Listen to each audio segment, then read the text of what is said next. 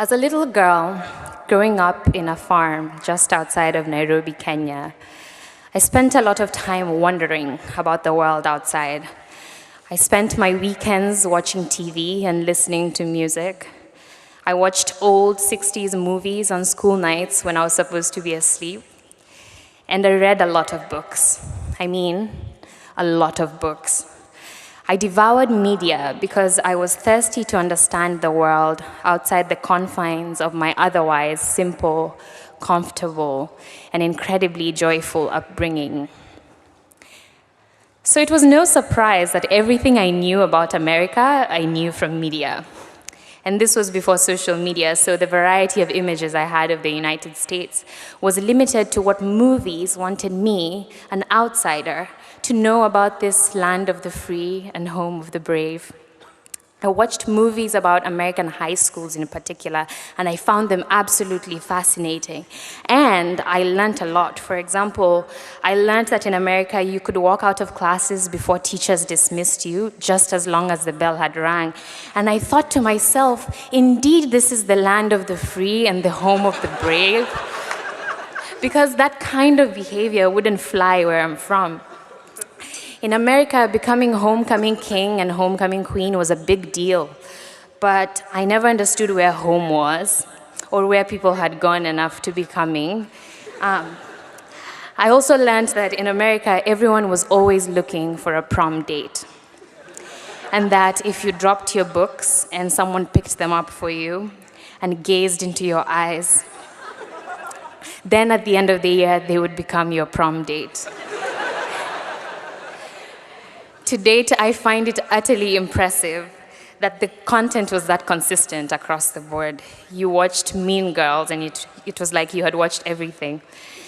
Yet these thoroughly analyzed case studies of my peers could never have prepared me for the past 4 years as an international student at Harvard. In fact, in a way, I held a lot of misconceptions about the United States because of them. Now, I know, more often than not, this phenomenon happens the other way around. For instance, if I walk into a room and I say, "Hi, my name is Mwabe, and I'm from Nairobi, Kenya," a lot of things might go through your mind, like, "Wow, she speaks such good English." Or perhaps you might ask yourself the age-old question, and what I'm sure we are all wondering today. I wonder whether she's listened to Ariana Grande's music. Yet in the same way, I too had my own stereotypes about the United States. There were stories I had heard throughout my life that had embedded plenty of assumptions in my mind. Racial stereotypes, stereotypes about people from different socioeconomic backgrounds, stereotypes about American preferences. At times, I wouldn't realize I had these perceptions in my mind, but I always found myself holding on to them ever so tightly whenever I encountered something new or different that I wasn't willing to try. The thing with stereotypes that makes them so powerful is that they menacingly appear to be true, and that it can be so comfortable to hold on to them because predictability is easy to work with. Nuance makes things complicated. Nuance doesn't fit into policy or captivating film narratives. And once you're comfortable enough in what you know, there's no reason to step out of it.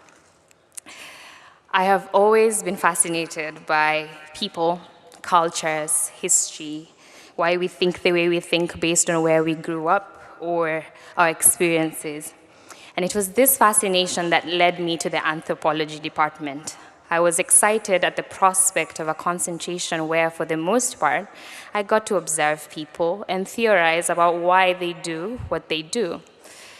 At first, this started as a self-centered process.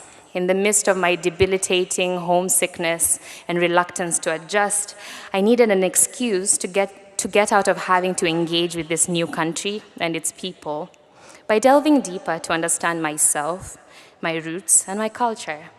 On any lovely Wednesday afternoon, you'd find me at a section in Toza, either finding a way to connect every possible theory to the African continent, or vehemently retorting to something a peer had said. And it always sounded like, well, I just want to push back on that for a little bit and say that that is based on a very Western framework of thinking. Around my friends, I started every statement with "in my culture," especially when I didn't want to try something new, like, "In my culture, we don't eat quinoa." Or, "In my culture, we don't ask professors about their weekends or agree to call them by their first names." I'm sorry, Rakesh. And while this transformative liberal arts education has given me the tools to explain where I'm from, or why you won't find me running by the Charles in the winter when no one is chasing me, self-centered intellectual pursuit can get incredibly dissatisfying and ultimately lonely.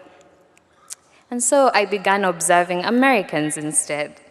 Away from the images that had for so long filled my head, I promptly began my fieldwork outlining the rituals among American 20-year-olds, their sociality, their tribal customs and norms, what they found taboo to talk about in public, their different kinship systems and values for concepts like personal space, and how "how's it going" isn't actually a question about how it's going. Eventually, I too began to participate in the natives' rituals, annual festivals like the Super Bowl, and this collaborative activity that was creating a March Madness bracket. I started watching American news as an empathy exercise, really.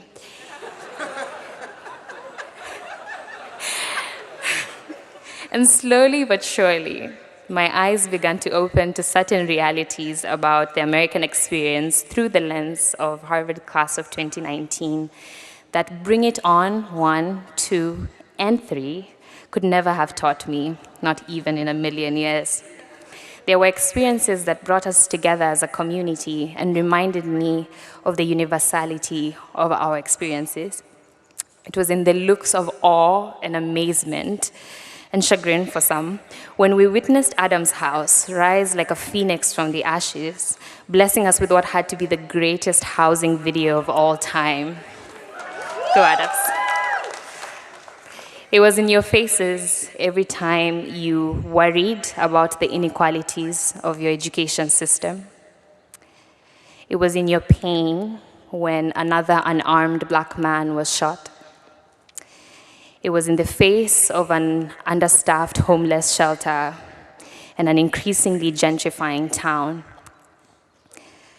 Now, I know Harvard is not representative of the entire United States. In fact, if anything, this heavily endowed bubble is far from the reality faced by millions in this country. But if there is anything I am thankful for, it has been the opportunity to have been part of class of 2019.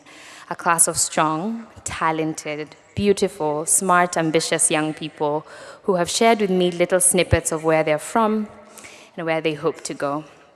And so at the end of this anthropological study, I would like to share with you all my findings based on the statistical sample that has been my interactions with the class of 2019.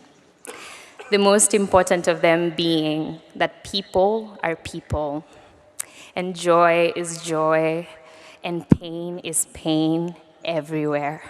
And we cannot limit ourselves to what we know based on where we come from.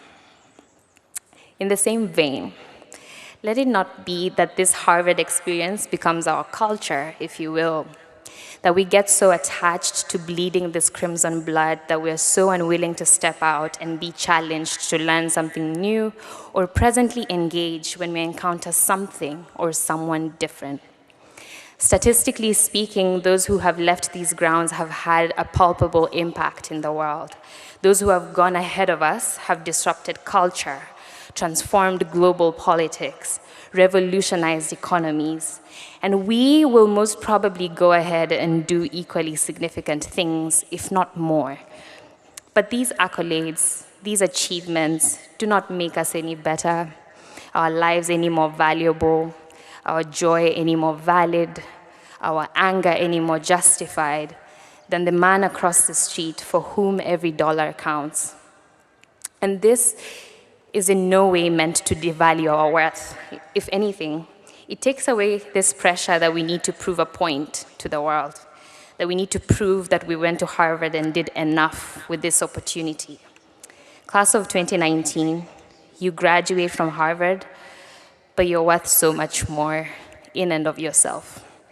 And so I implore you, in the words of the great philosopher of our day, Pulitzer Prize winner Kendrick Lamar, sit down, be humble. Humility not being defined by how much we downplay the power that comes with a name. Humility not being saying to those who ask that we went to a school in Boston. But humility being the willingness to see all humanity as equal, Harvard degree notwithstanding. Humility being the willingness to learn as much as we can about those different from us, outside what we know, and then using this Harvard degree to, as we say in Kumba, do what we can with what we have to leave a space better than we found it. The world is in need of more people who walk through life with this sense of wonder. People courageous enough to engage with that which is different or strange or even unacceptable, willing enough to step out of what they think they know, and humble enough to learn from each experience. More than ever, our generation needs leadership that is willing to love and serve within this rare blend of courage and humility. Courageous enough to secure the bag, humble enough to do it without letting it define you.